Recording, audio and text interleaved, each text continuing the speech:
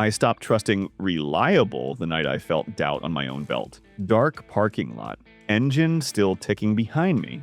Someone moving where they shouldn't be. And for half a second, just half, I wondered if the gun on me would actually answer. That half second stuck. It had never given me a reason to question it before. At least not one, I admitted. But standing there, feeling that hesitation crawl up my spine, I realized something. If doubt shows up once, it never really leaves. That's when the rule changed. One strange hesitation. One moment where your brain asks, what if? And that pistol's done in my rotation. I don't care about the brand. I don't care what the internet says. So this list isn't about the best handgun. It's about the 5 that never made me ask that question again. One of them I didn't want to like. One earned it the hard way. And the one at the top still surprises me. If you carry, this matters.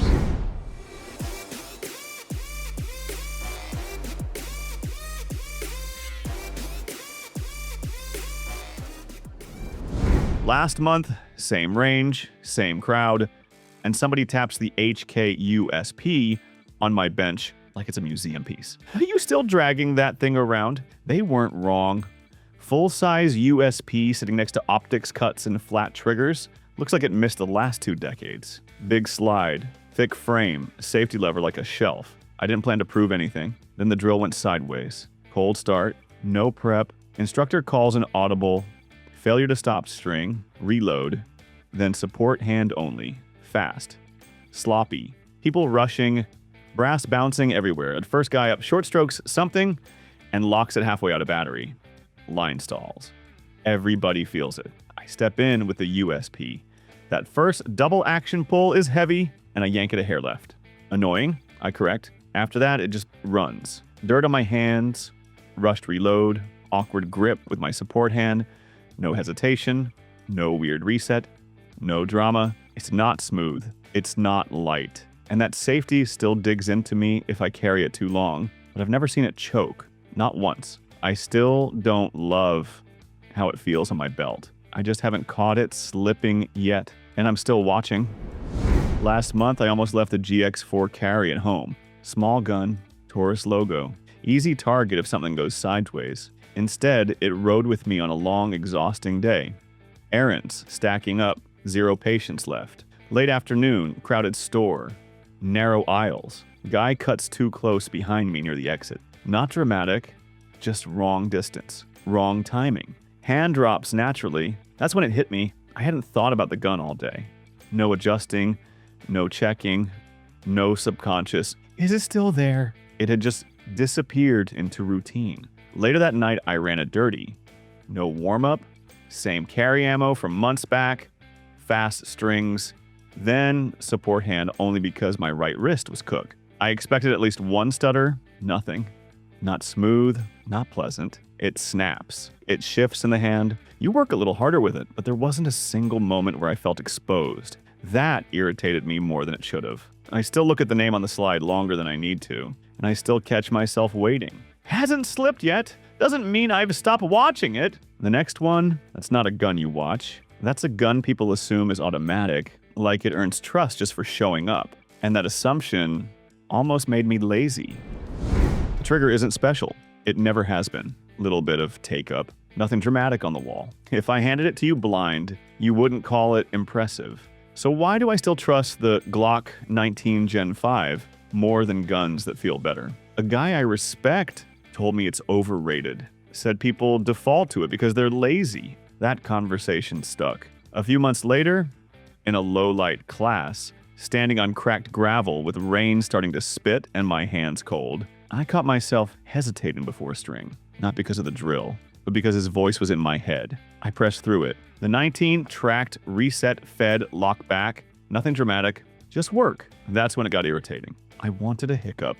Something I could blame on design. Something that proved I wasn't just another guy running the safe answer. Instead, it kept showing up. No personality, no excuses, year after year. The grip angle still isn't perfect, the trigger still won't wow anyone. It won't. And I still hear that comment sometimes. But when it's time to grab something without thinking, I don't reach for what's exciting. I reach for the one I haven't caught failing. And that annoys me more than it should. I let the M&P 92.0 compact leave my house longer than I should have. Not a casual range loan. Real life. Keep it until your situation's handled. That kind of loan. I told myself it was fine. It's just a gun. Weeks passed. Then more. And somewhere in the back of my head, I started building a horror story. Dry fired to death. Never cleaned, thrown in a drawer. Maybe some mystery issue waiting for me when it came home. By the time I got it back, I was already annoyed. I checked the slide first, then the barrel, then the mags. I was half expecting to chase some weird malfunction for the next month. Instead, before I even finished looking it over, he said, "I hate giving this back." Not joking, not polite, serious. That landed harder than any tight group ever has. Because people exaggerate performance. They brag about accuracy. They talk about recoil. But when life gets messy, when things aren't controlled, they don't lie about what they trust. The grip texture still chews up shirts. It's not flashy. Nobody calls it exciting, but it held up when I wasn't there to babysit it. And that bothered me in a good way. The next one? Yeah, that's a gun I didn't loan out. I kept that one close for a reason. I used to rotate everything.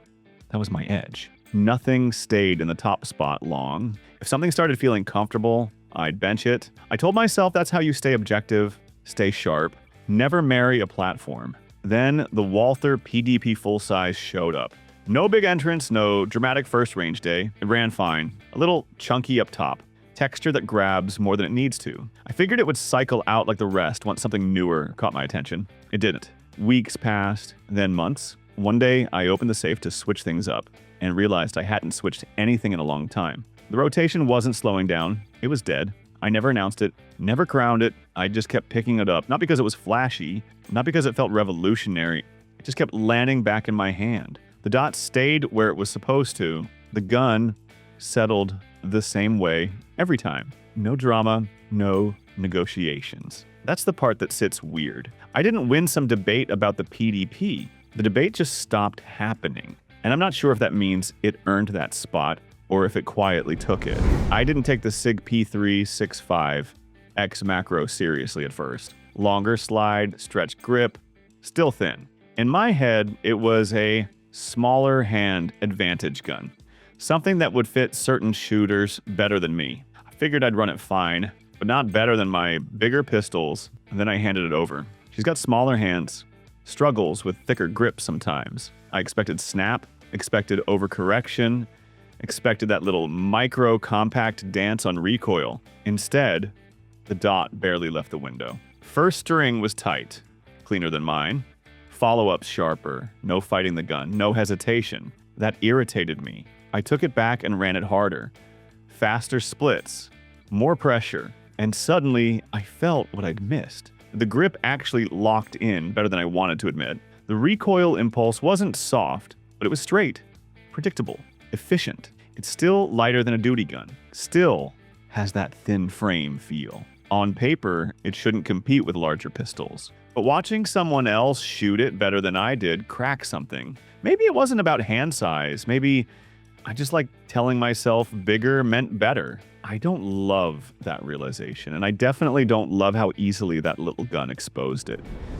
No second chances. Every pistol you saw has been dirty.